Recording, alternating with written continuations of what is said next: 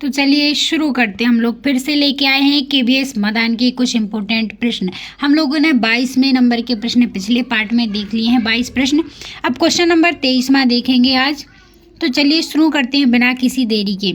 तो question number 23वां आपसे पूछ रहा है कि निम्नलिखित में से किस समिति ने यूजीसी द्वारा प्रत्येक वर्ष बुनियादी विज्ञान के क्षेत्र में अनुसंधान पर 500 करोड़ रुपए खर्च करने की सिफारिश की है।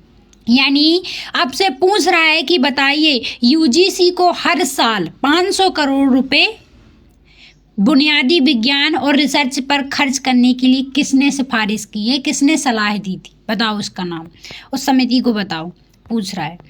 तो यूजीसी को 500 करोड़ रुपए हर साल खर्च करने के लिए किसने कहा है?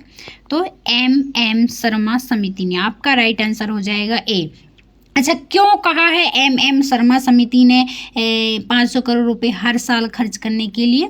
तो एम शर्मा समिति ने इसलिए कहा कि आप हर साल 500 करोड़ रुपए खर्च कीजिए यूजीसी में, क्योंकि जो बुनियादी विज्ञान है वो कमज़ोर हो रहा था और जैसे फिजिक्स, केमिस्ट्री और मैथ्स जैसे विषय जो हैं उससे लोग पीछे जा रहे थे और रिसर्च की कमी थी।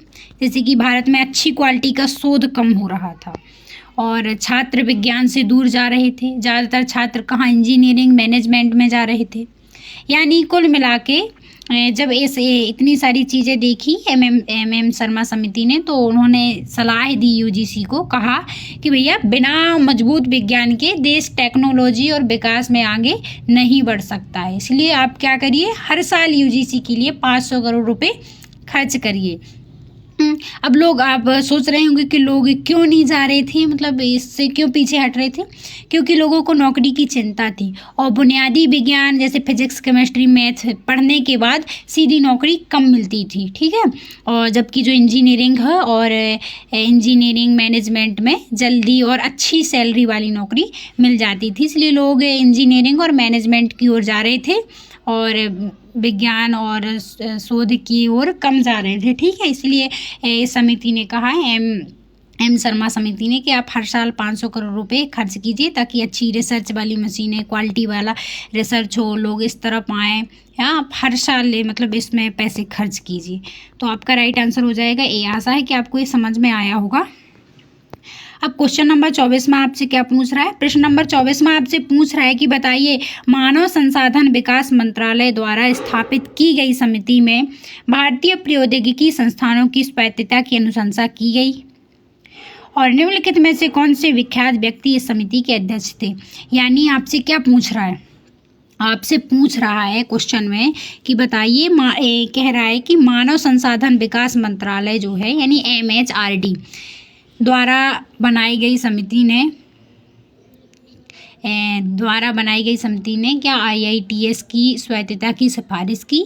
उस समिति के अध्यक्ष कौन थे, पूछ रहा है। यानी आपसे पूछ रहा है कि सरकार ने एक समिति बनाई, उस समिति ने कहा है कि जो IITS है उसको ज़्यादा आज़ादी मिलनी चाहिए, उस समिति को ज़्यादा आज़ादी मिलनी चाहिए, यानी उस समिति को स्वायत्तता मिलनी चाहिए। स्वायत्तता का मतलब है यानी कि जो IITS है उसको खुद फैसले लेने की आज़ादी मिली। जैसे कि खुद फैसले लेने की आज़ादी से मतलब है जैसे कि अपना खुद का सिलेबस खुद तय करना और अपने रूल्स बनाना और रिसर्च के फैसले खुद लेना। तो आपसे पूछ रहा है ये कि बताइए कि कौन सी समिति है, मतलब जो ये समिति है जिसने कहा है कि IIT की जो स्वायत्तता है, अपनी आज़ादी जो स्वयं चाहती है, बताइए इस समिति के अध्यक्ष कौन थे? तो आपका राइट आंसर हो जाएगा ए। प्रोफेसर अनिल काकोडकर जी हैं जिन्होंने इस समिति की स्वायत्तता की अनुशंसा की है कि जो IIT है इसकी स्वायत्तता मिलनी चाहिए, आज़ादी मिलनी चाहिए हमें, ताकि हम अपने स्वयं से सिलेबस खुद तय कर सकें, अपना रूल्स बना सकें, अपने नियम बना सकें और रिसर्च के फैसले खुद ले सकें, ठीक है। तो आपका राइट आंसर हो जाएगा ए। इसके बाद आपका 25वें नंबर का प्रश्न है।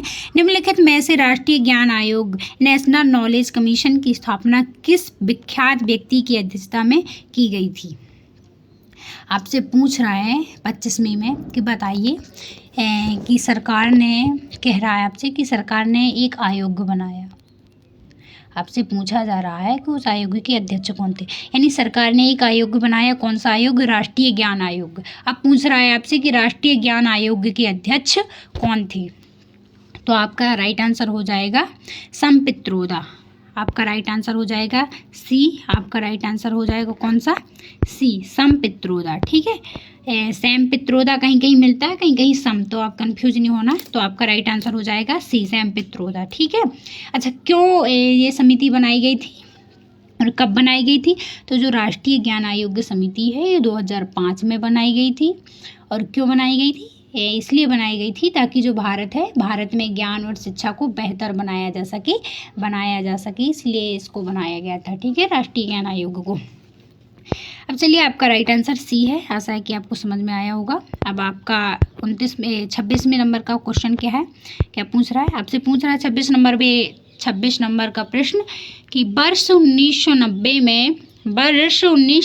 में राष्ट्रीय शिक्षा नीति की समीक्षा करने के लिए एक समिति की स्थापना की गई, जिसका शीर्षक एक समबुद्ध और मानवीय समाज की ओर था। निम्नलिखित में से कौन सा व्यक्तित्व इस समिति का अध्यक्ष था?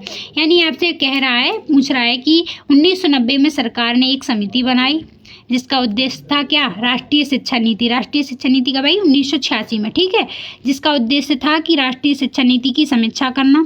अब इस समिति की रिपोर्ट का नाम क्या था? इस समिति की रिपोर्ट का नाम था एक समबुद्ध और मानवीय समाज की ओर। इस समिति की रिपोर्ट का क्या नाम था? समबुद्ध और मानवीय समाज की ओर। अब आपसे पूछा जा रहा है कि बताइए इस समिति के अध्यक्ष कौन थे? तो आपका राइट आंसर हो जाएगा आचार्य राममूर्ति। ठीक है, इस समिति का नाम भी क्या था? इस समिति का नाम है राममूर्ति समिति। ठीक है, तो ये मतलब क्यों लागू हुई थी? तो ये शिक्षा नीति जो है 1986 की जो कमियां हैं, 1986 में जो शिक्षा नीति आई उसकी कमियां जानने के लिए, क्या अच्छा काम कर रहा है या नहीं कर रहा है, इसकी कमियों को जानने के लिए। ठीक है, ये आपका राइट आंसर ये है, आचार्य राममूर्ति। इनकी कमियों को जानने के लिए कि शिक्षा को और बेहतर बनाने के लिए क्या किया जाए, यानी नई ज़रूरतों के अनुसार सुधार करना, समानता लाने के लिए, यानी सभी को बराबर शिक्षा का मौका मिले, इसके लिए समिति को लाया गया था, राममूर्ति समिति को 1990 में। ठीक है, 1986 की जो शिक्षा नीति है इसकी समीक्षा करने के लिए समिति को बनाया गया था। ठीक है, अब चलिए आपको 27वें नंबर का प्रश्न देखते हैं। तो क्वेश्चन नंबर 27 आपसे क्या पूछ रहा है? ये पूछ रहा है कि बताइए निम्नलिखित में से कौन सी समिति ने राष्ट्रीय उच्च शिक्षा एवं अनुसंधान आयोग की स्थापना की, अनुशंसा की, जो कि उच्च शिक्षक संस्थानों में अकादमिक गुणवत्ता और ज्ञानवर्धन के लिए सुझाव देगा। यानी आपसे पूछ रहा है कि किस समिति ने राष्ट्रीय उच्च शिक्षा एवं अनुसंधान आयोग बनाने की सिफारिश की? किस समिति ने राष्ट्रीय उच्च शिक्षा एवं अनुसंधान आयोग यानी NCHER, national commission higher education research बनाने की सिफारिश की? और साथ में बताया भी है, और साथ में क्या बताया है कि यह आयोग क्या करेगा, यानी ये आयोग क्या करेगा? उच्च शिक्षा संस्थानों की गुणवत्ता बढ़ाएगा और ज्ञान और रिसर्च को बेहतर बनाएगा।